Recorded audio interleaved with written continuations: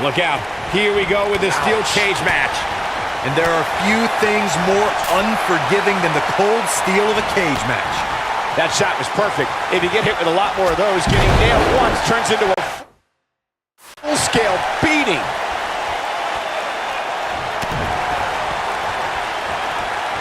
Unleashing it for the second time now.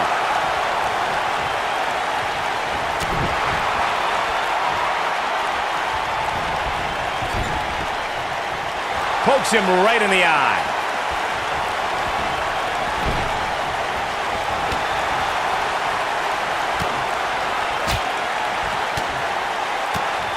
According to historians, the twisted metal that we see as part of steel cages today dates back 80 years. To settle a dispute between competitors Jack Bloomfield and Pietro Rossi, the two met inside a ring. He's going for the pin. There's not a person in this arena who thought that was it for him. Oh man, I don't know who to root for.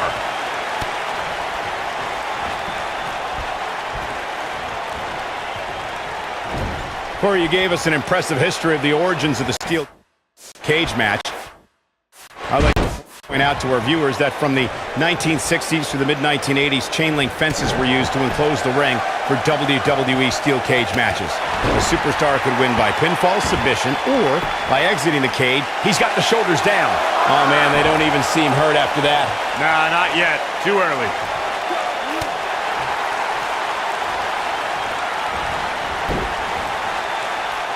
He's on his heels. He doesn't want to let this match get out of control, guys. The steel cage is a massive enclosure that stands 15 feet in height.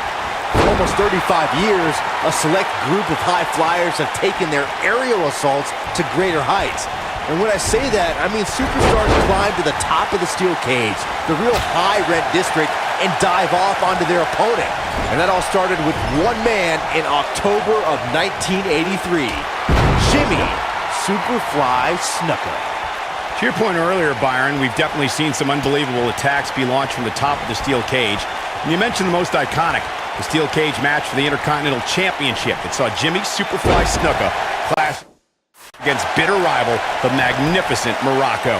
His shoulders are down. Digging deep for a kick out. Too soon.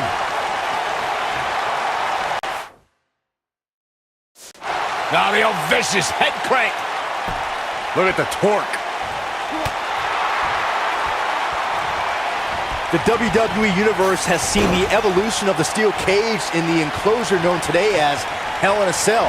The first time an enclosed cage was seen was in October of 1983 in the last Battle of Atlanta. The enclosed cage was seen a few years later in the War Games match from the NWA. There were even cages stacked on top of each other like WCW's Tower of Doom. Byron, we talk about the progression of steel cage matches and the type of structures that have been spawned from them. I need to point out that some cages have been electrified. One was made from bamboo in the form of a Punjabi prison match. And of course, the elimination chamber with glass pods. Steel. Oh, somehow! It's gonna take more than that. Got him good with the punch.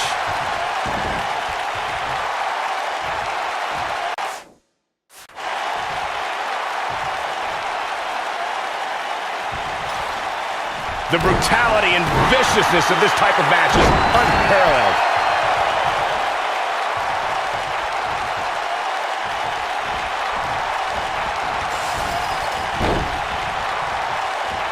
One of these guys is going to walk away with the win here tonight.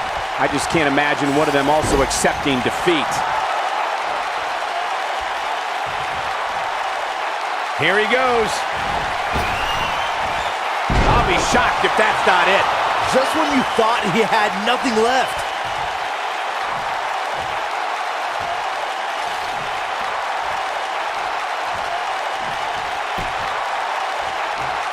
Both of these competitors have so much resolve, it's going to take a minor miracle to keep one of them down.